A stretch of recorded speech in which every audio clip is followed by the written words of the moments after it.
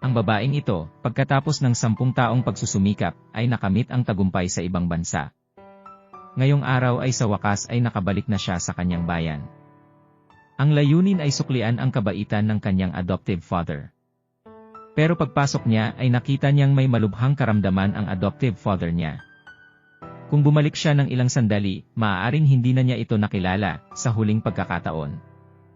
Ito ay lumabas na ang lahat ng ito ay dahil sa isang may kapansanan na binti, ang batang lalaki ay nagpumiglas sa kanya. Hanggang sa kanyang huling hininga. Sa oras na ito, ibinigay ng kanyang adoptive father ang kanyang anak sa kanyang adopted daughter. Sinabi niya sa kanya na alagaan ang kanyang mga kapatid, at tulungan siyang magpakasal at magsimula ng mas magandang buhay.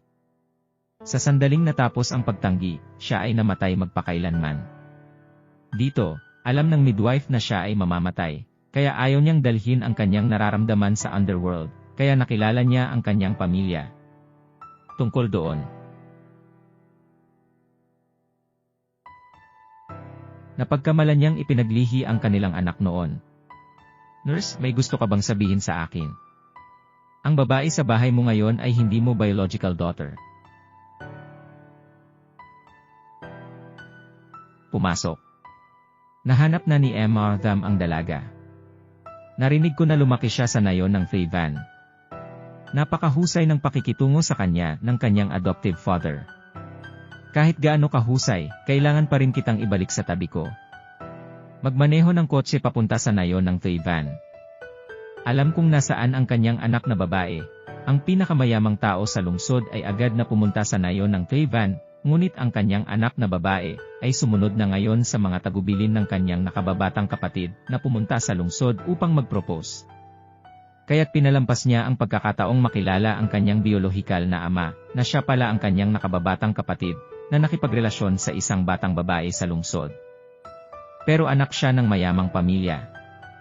Kaya nag-alala ang nakababatang kapatid na baka mababa ang tingin sa kanya ng mga magulang ng ibang tao, kaya hindi na siya nangahas na humarap sa kanila. Sa kasalukuyan, inaaliw ng dalaga ang kanyang kapatid. Natiyak na gagawa siya ng mga kondisyon para sa kanyang kasal. Pagkatapos ay pinakiusapan niya ang kanyang matapang na kuya na sumama sa kanya at pumasok. Ang kasintahan ng bata ay pinilit ng kanyang pamilya na pakasalan siya. Dinalak ng kanyang mga magulang na pakasalan ang anak sa isang playboy para mapasaya ang pamilya ng mayamang angkan. Gayunpaman, mahal na mahal ng babae ang bawat lalaki. Kaya't kahit anong pilit ng kanyang mga magulang ay hindi pa rin siya pumayag dahil dito, tama ang pagtatalo ng mag-ama, nang pumasok ang kasambahay at sinabing may darating na mga bisita, akala ng ama ay mayaman ang pamilya. Kaya naman agad siyang tumayo at ngumiti para kumustahin, ngunit nang makita niyang pumasok ang dalawang magkapatid na ito, kaswal ang pananamit, agad siyang nag-iba ng ekspresyon. Emma Thianan, bakit ka nandito?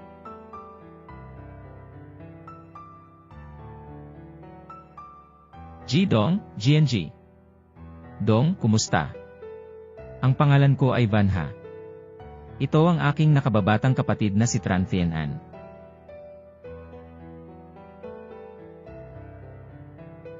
Kilala mo ba siya? Alam ko, kaklase ko siya. Hello, kaibigan ako ni Tiuyen. Guest din ito sa bahay namin. Halika dito at maupo.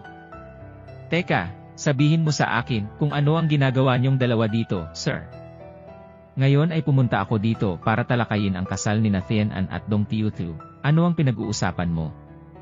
Ano ang pagkakakilanlan ng ating Tiuyen?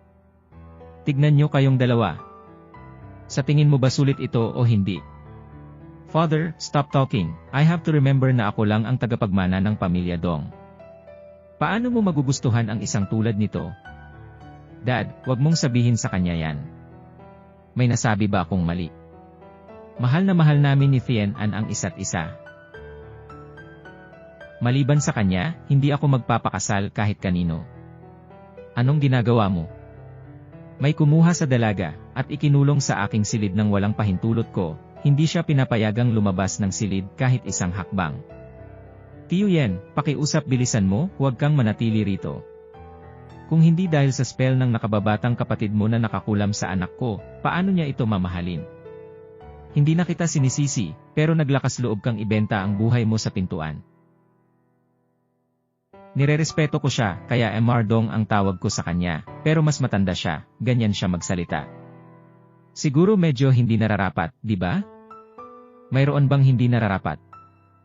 Sinasabi ko ang mga salitang ito upang parangalan ka. Alam mo ng kaunti, isuko ang mga iniisip sa iyong ulo.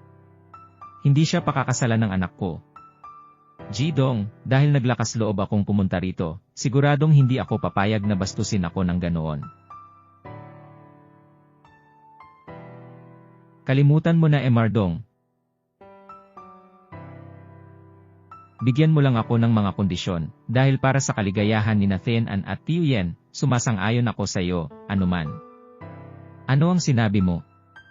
Maglakas loob ka bang sabihin ito muli? Ano ang nakain mo para maging matapang? Hindi mo ba nakikita kung ano ang ating pamilya Dong?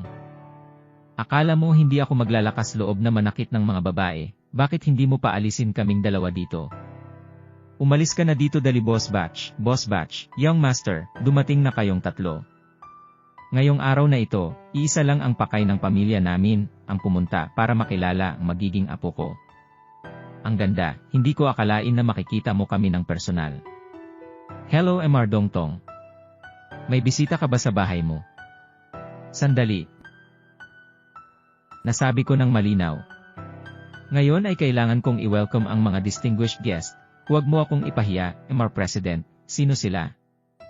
Wala akong itatago sa iyo, kasalanan ko lahat. Nang hindi ko naturuan ng mabuti ang aking anak, nakilala niya ang isang mahirap na batang lalaki sa isang lugar, at dinala siya dito para manggulo. Paralyzed din ang mga paa niya, ngayon dinala niya ang kapatid niya sa bahay namin. Ang pagsasabi na gusto mong pakasalan ang aking anak na babae, ay nagpapatawa sa iyo, itatapon ko sila. Ang mga kabataang tulad mo ay kailangang maunawaan, at madama ng maayos. Huwag kang mabuhay nang hindi alam ang mga ganyang bagay. Hindi ba gusto mo lang mag-shortcut? Marami na akong nakilalang kabataang tulad mo. Tama, ang mga kabataan ngayon ay laging gustong magkaroon ng lahat ng hindi na kailangang sumubok ng kahit ano. Ewan ko, mahal na mahal namin ni Tiuyen ang isa't isa. Mahal ba natin ang isa't isa? Sa tingin ko, mas mabuti para sa iyo na bumalik sa bahay at tumingin ng mabuti sa salamin. Tingnan ang young master na ito na si Batch, isang pambihirang talento. Isang bagong estudyante na umuwi, hindi lamang isang mataas na tagumpay kundi isang maliwanag na tagapagmana. Ang kinabukasan ng Batch D Group ay kilala sa bansa, at maihahambing mo ito ng walang pagtingin at paghamak sa iba. Di ba pera lang, paano mo malalaman na wala tayong pera, sa card na ito? Mayroong 100 milyon, may narinig ka ba? 100 million daw ang card niya. Pero kung 100 million ang card niya,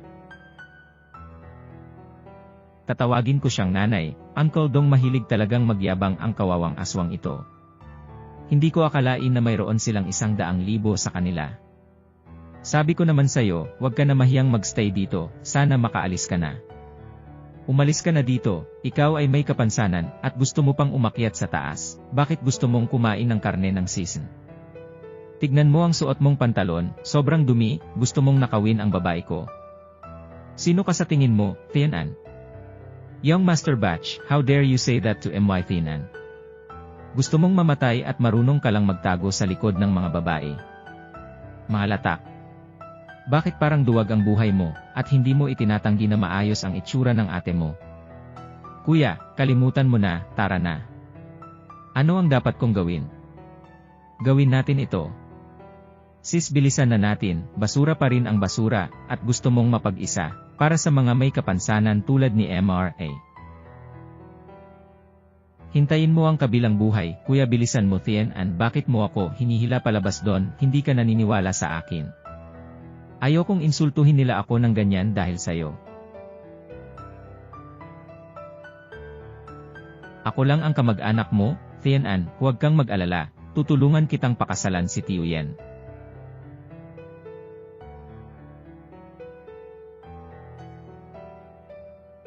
Naawa ako sa inyong dalawa. Kamusta ka na? May balita ka pa ba?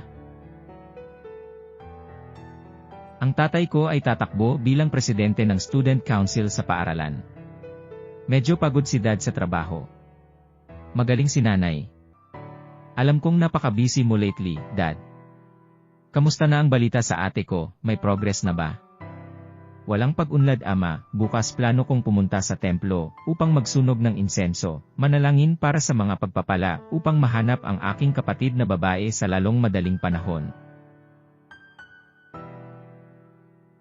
Gawin mo lang ang gusto mo. Asawa, huwag kang masyadong malungkot.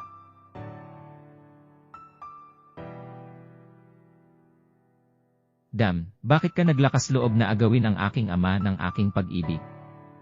Kamahalan, bakit gusto niyang maging maganda? Miss, tama ba? Isang larawan na hiniling ko kamakailan mula sa isang kapitbahay sa nayon ng Tuivan. Dapat ko bang ibigay sa kanya? Ibigay mo na lang sa kanya.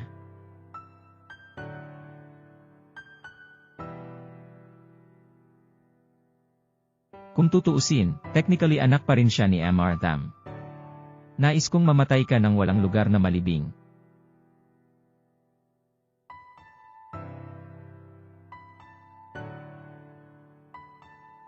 Napakagwapo ng kapatid mo.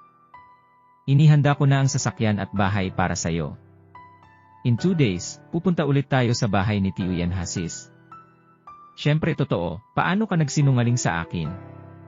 Sis, ang dami mong pera, kailan ka pa magsutry ng damit, organization member?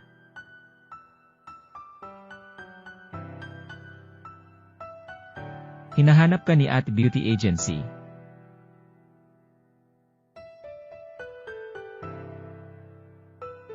Bilang karagdagan, sa 3 araw, si Batch ay magsasagawa ng isang engagement party, kasama ang anak na babae ng pamilya Dong. Liham ba yan ng kapatid ko? Lihim kaya akong tinutulungan ni Kuya.